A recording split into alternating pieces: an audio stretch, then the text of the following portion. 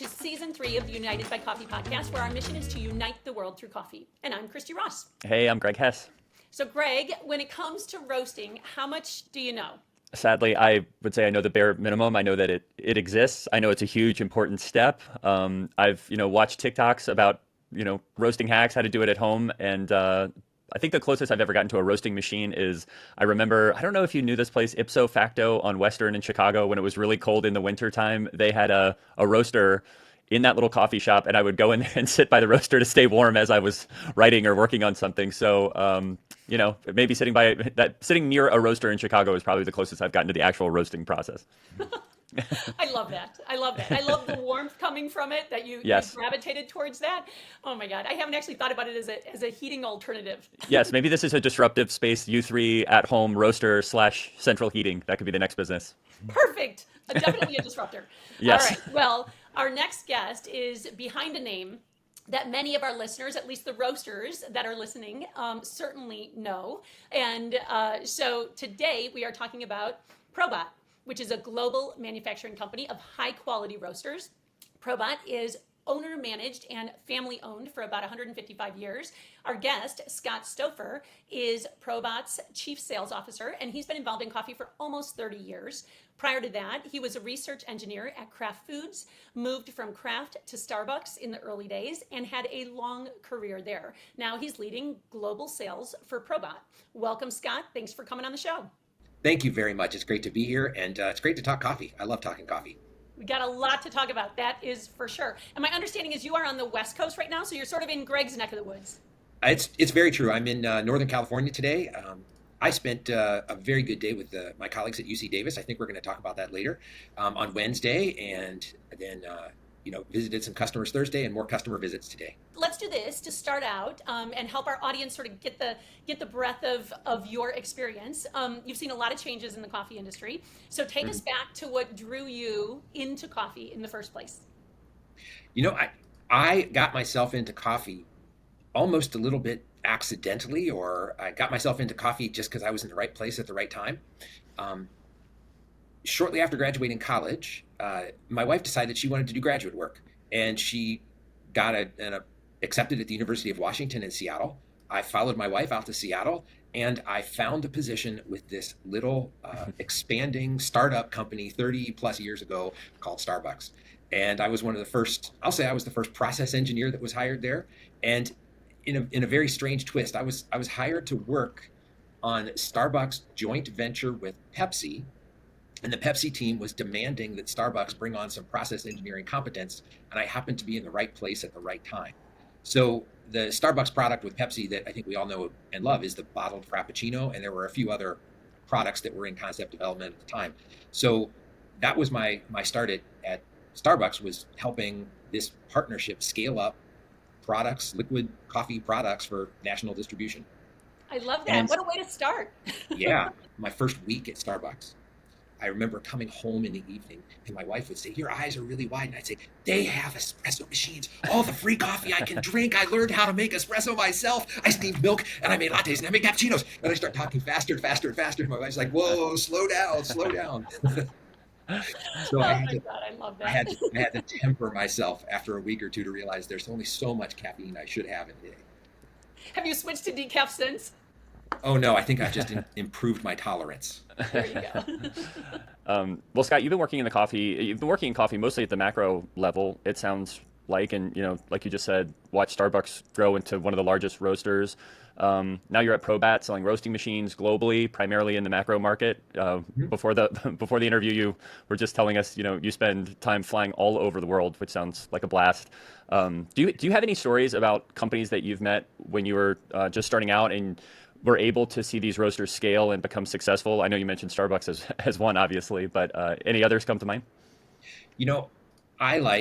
People often ask me what coffee I drink. I like to drink coffee from people that take pride in their craft, that really like to do what they do really well. And that doing what they do really well kind of can span what I'll call the value chain of coffee consumption. You can be a commodity producer for a big club store and still take pride in what you do. Okay, so and what kind of coffee I drink? I like to drink that local coffee that comes from the person that has pride in it. So I mentioned before the show that I'm frequently in Chicago. My family still lives in Chicago from the time I was with PROBAT in North America. Their offices are in Chicago. Um, and there's a couple of local coffee shops. There's one in my neighborhood called Conscious Cup, which is fine. They have 5 coffee shops in the area. They have one of our 25 kilo machines. They do a great job roasting coffee. There's a, a store that's growing well in the Chicago area, a company growing well called Metropolis. I love I like, Metropolis. Yeah. right. Yes. I love Metropolis. I love their innovation, but I'm a black coffee drinker. They do a great job with regular coffee. Out here in the California area, and I was with Phil's yesterday, and I had Phil's a couple of times when I was in Davis, um, and the people that were doing the pour overs were talking to me and saying, what kind of coffee do you like? And they were so proud and happy to work there and make a pour over for me that I really like. So that's an example of I'm consuming what's near me from people that have pride in what they do. Okay, so Scott, I'm a numbers person. So the research I did previously, there are 2,200 roasters in the US. Do you know how many roasters there are worldwide? I would fathom a guess that there's between 8 and 10,000 roasters worldwide. And how many of those roasters in the US and worldwide use PROBAT? Because I believe that PROBAT is the largest roaster provided, but you correct me if I'm wrong. Yeah, we're definitely the gorilla in the marketplace. Um, More than half of those roasters out there are ProBat, Mm-hmm. and we think about the coffee roasting space really in a couple of segments. So there's what we call the shop roaster segment, which is, let's say up to a 25 kilo roasting machine. And our market share in the shop roaster segment is not as strong as our market share in the commercial roaster segment. And that's because I'll say the barrier to entry and the complexity to make a shop roaster is not as complex, and the barrier to entry is not as great as in the commercial space. So maybe we are 40% or 30% of the shop roaster space globally. Okay. We're much more in the commercial roaster space. We've been doing roasters on the commercial scale for at least 100 years, maybe 150 years, going back to when we did our first, I'll call it a 2-bag roaster. Maybe that was our first commercial roaster. Mm. And these commercial roasters get up to 5 metric tons an hour, several different sizes, and we're probably 60 or 70% global market share in that size. And that's also hard to know because there's 60, 70-year-old roasters that were built by ProBat that are still out there. So with ProBat's pitch, like when you're speaking to a potential buyer, a potential roaster, or one of your team members are, like what's your elevator pitch for ProBat? They work. What we just talked about, the longevity of these roasters is self-evident from the used roaster market that's out there. You can, on eBay or Facebook or whatever, you can find 50, 60, 80-year-old ProBat roasters.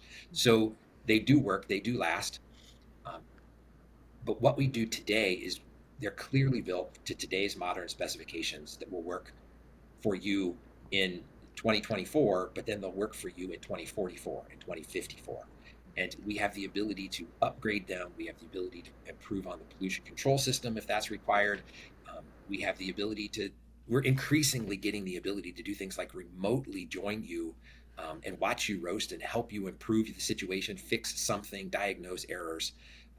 We're becoming as much a technology company as we are a roasting company because it takes technology to run these pieces of equipment. How much space does one of those enormous commercial roasters take up? Are we talking, what does that even look like? I'm going to say the minimum footprint for one of those 5-ton machines is like 80 foot by 80 foot square by like 60 feet high. And we do have a customer in the United States that put 4 of these units in a 7-floor building, and they did come back later and put in an elevator because their mechanics were tired of walking up and down the floors. If they had to check the calibration on a thermocouple on the 7th floor, they wanted an elevator. That's great. Well, in your role with ProBat, you've gone from directing U.S. market to now overseeing global sales based out of Germany. And we had talked about you travel all over the place, and we read that you just recently traveled to China, where demand for specialty coffee is growing exponentially, along with actual people growing coffee in China. Can you tell us a little bit about that experience, especially seeing that there are not many small roasters or consumers that get to see that aspect of the global marketplace? This is from what I have seen and what I heard from our very good agent that's in China. The China coffee market is so much different than the European or the North American coffee market. So this is something that when I talk to people, it's like it's something really difficult for us to wrap our head around. Meaning, there's not home consumption, there's not a long history of coffee.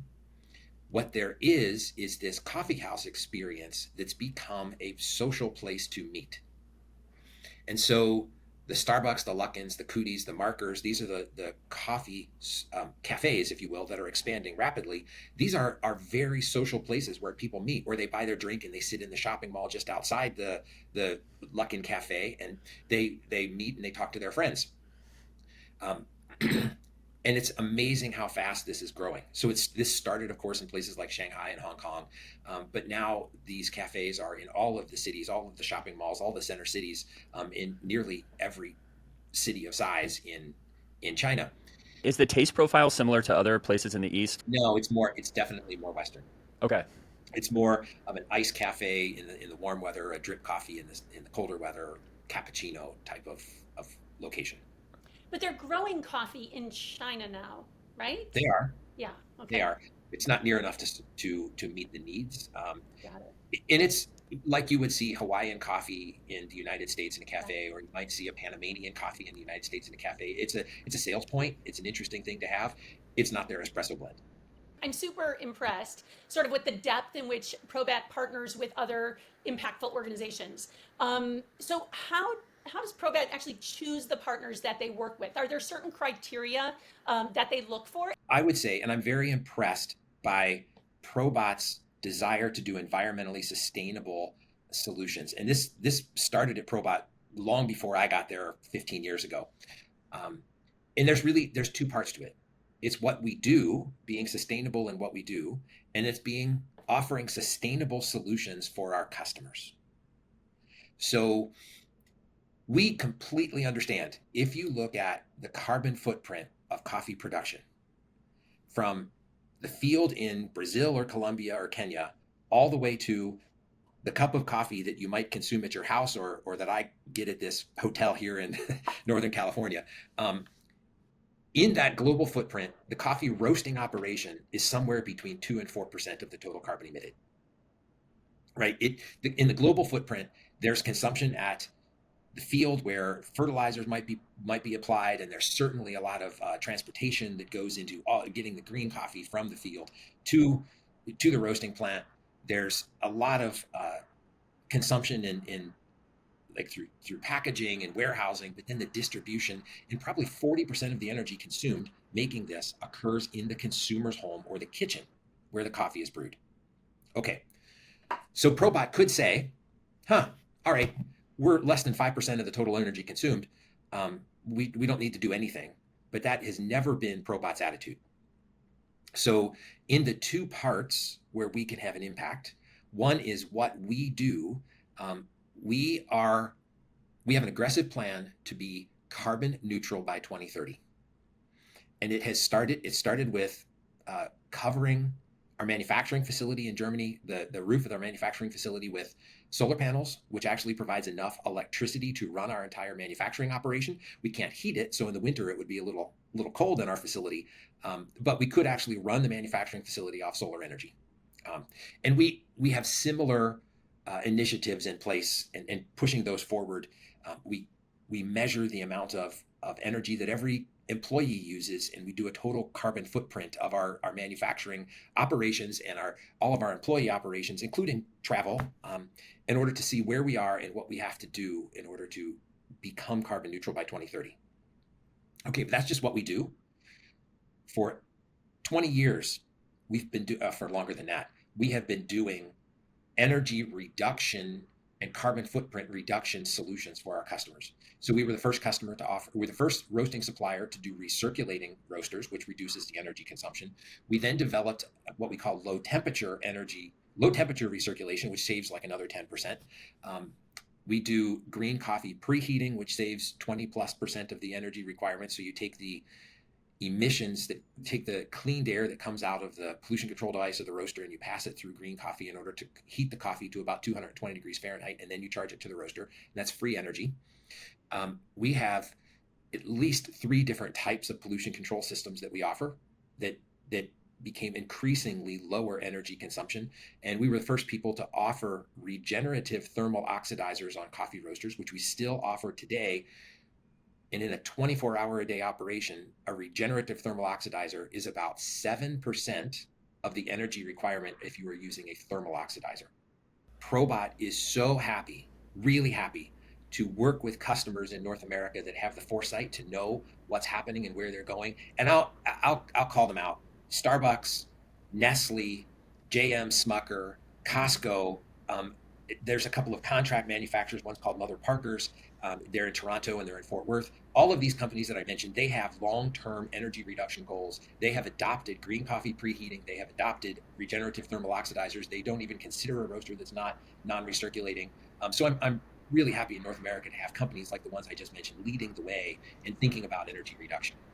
I'm going to go back to my question about your other partners, choosing your partners to work with. And one partner I saw that you have worked with or partnered with is UC Davis, and we mentioned that a little bit in the beginning. And UC Davis now has a 7,000 square foot coffee center, and I was lucky enough to visit Bill Rissenpart and interview him too. But I saw your yellow roaster there, which is awesome, and PROBAT is literally prominent throughout the whole facility. So tell us a little bit about that partnership and how it came about. The UC Davis team, as Bill probably told you, came up with a way to teach engineering through a coffee lab. And it started with undergraduates. Somehow we were contacted, PROBAT was contacted, and I don't really remember if we reached out to them or they reached out to us, but that might have been like 6 or 8 years ago. And we started to have a conversation about what else could be done. And Bill and Erwin and several of the other professors at Davis have a lot of vision, and they're very outgoing and energetic people. And it didn't take much conversation, and a plan was developed. And so we had the opportunity to partner with UC Davis and partner with Pete's. And Pete's donated money to build a roasting lab that's in that coffee research center. And we said, okay, we want to put our roasters there. So we have 4 roasters today in that facility that are used for experimental and education purposes.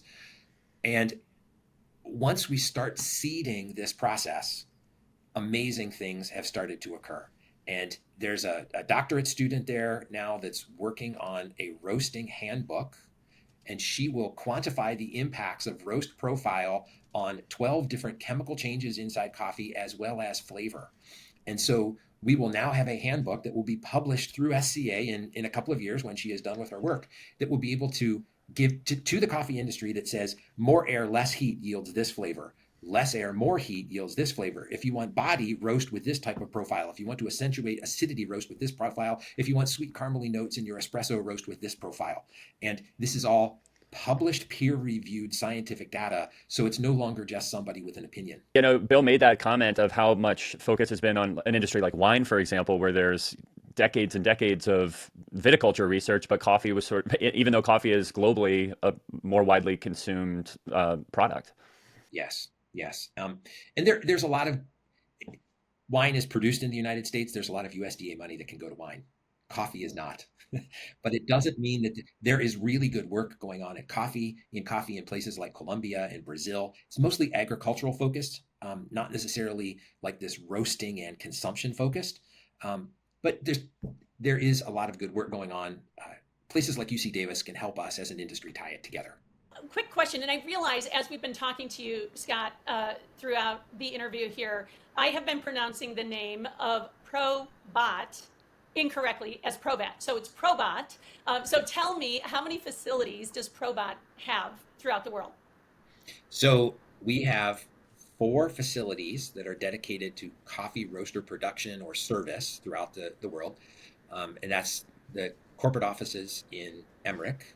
And then we have PROBAT Inc. that is in Lincolnshire, Illinois, which is a northern suburb of Chicago. Yes.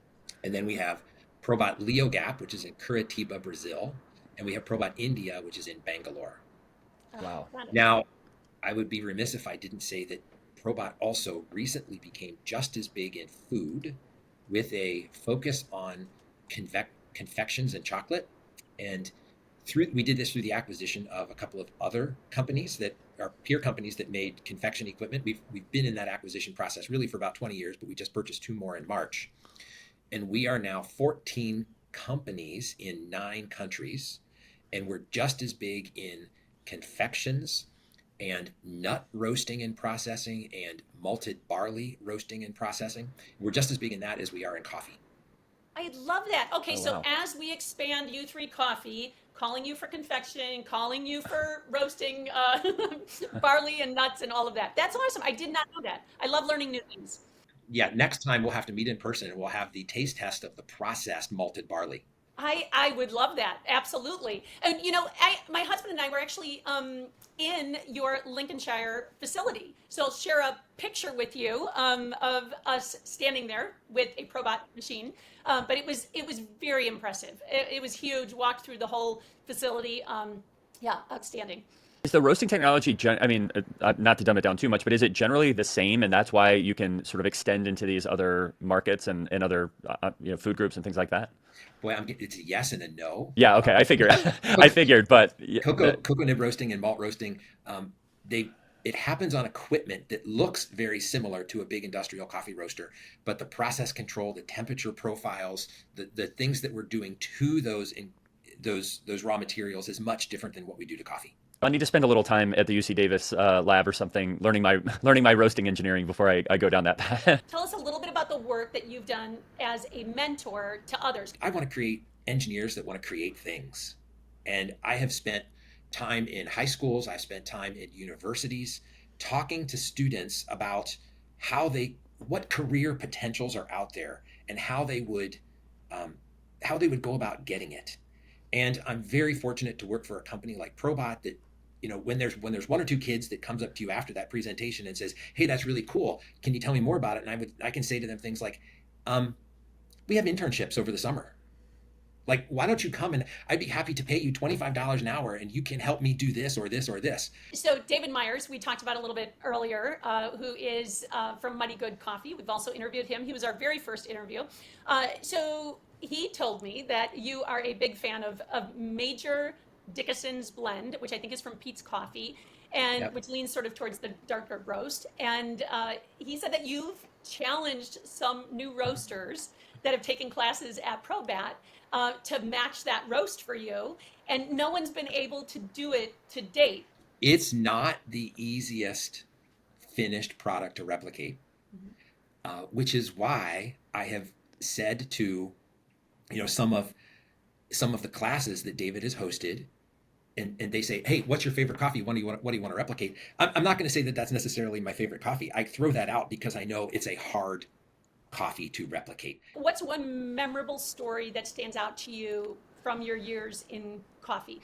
When my nephew, his name is Dan, when my nephew was about the same age as my boys right now, so he was a high school teenager, I was at his house. He looked at me and he said, "You're a smart guy. Why have you chosen to waste your life making coffee?" And I said, "Oh." And his father was kind of sitting behind him going like, doing this. And I got to look at Dan and I said, "Hold on, Dan. Coffee is the world's largest non-governmental employer. Coffee is the second most valuable commodity traded on the planet behind crude oil. Mhm. But so more importantly, so coffee is an employer. Coffee's not harmful, right? I could be making cigarettes. I'm not. Right. But more importantly, coffee is a source of joy to people around the planet. And joy takes a couple of different forms. And I don't care if it's getting you alert in the morning when you have to be on a 5 a.m. conference call from a hotel room in Northern California with people in Germany, like I was this morning. I don't care. I don't care if coffee brings a moment of happiness to the woman that's at a drive-through getting her cup of coffee with cranky kids in the back, or maybe the kids just went to sleep and she now needs a cup of coffee, or coffee is the connection that brings some students together as they're doing late night studying. Coffee is maybe just something that's brings you a little bit of comfort from a seat back tray on an airplane going over the Midwest. Whatever it is, it brings you a little bit of joy, a little bit of comfort, a little bit of relaxation. It brings people together. And I looked at Dan and I said, I am really happy to be working for a company in an industry that brings people together in a positive way. The other, like, much less impactful story is that people get caught up in saying, "Oh, I only want to be a part of the specialty coffee business. The specialty coffee is where it's at." And specialty coffee might be 5%, 8%, 10% of the coffee that's grown. Um, but that also means that 90% of the people on the planet are getting their daily joy out of not specialty coffee. So we have to pay attention to the whole value chain. There's a place in the whole value chain for coffee. Can you share a general coffee industry stat that you find interesting? Maybe some fun fact that coffee consumers probably don't know? Here's an interesting fact that coffee consumers probably don't know. And this is very North American centric, right? Because oftentimes these things are North America, Europe, or Asian centric. Mhm. Coffee capacity in the United States is way overbuilt. So there is probably twice as much production capacity in coffee as there is consumer demand. Can we do quickly the U3 top three, which are very brief answers? They're just rapid Okay. fire. Okay. Your favorite brewing method? French press. For consumption, coffee drink of choice, black, extras like latte, Black. hot, cold, okay? Black. And how many cups of Black coffee? Black and hot. How many cups of coffee do you drink per day? On a bad day, 5. On a good day, probably 8 or 10. That's That's a good number. respectable. That's a good number. Hey, Scott, thanks so much for speaking with us. We want to give an opportunity for folks to share where they can learn more about you and PROBAT. Any direction that you would point them? So the PROBAT website gets updated frequently, and you can hear you can read about what PROBAT is doing. You can download presentations, things like this on our website. That's very interesting. I'm also available through our website, so you can click on a link and you can send me an email. I also make it to all of the big coffee events and expos around the planet, so you can find me at the PROBAT booth, or people at the PROBAT booth will know where to find me, and I'm happy to share an espresso or find a little cup of coffee and sit down and talk more. Well, thanks so much for joining us, Scott. We've loved talking to you, and thank you to our followers as well. Of course, we always want to hear from you. You can reach out to us at connect@u3coffee.com or in the comments with your guest recommendations, your own coffee tips and tricks, and of course, always let us know what you're drinking. Again, yeah, absolutely. Again, that is connect@u3coffee.com, or head to the letter U, the number 3, coffee.com, where you can learn, connect, and explore the wonderful world of coffee. We'll see you next time.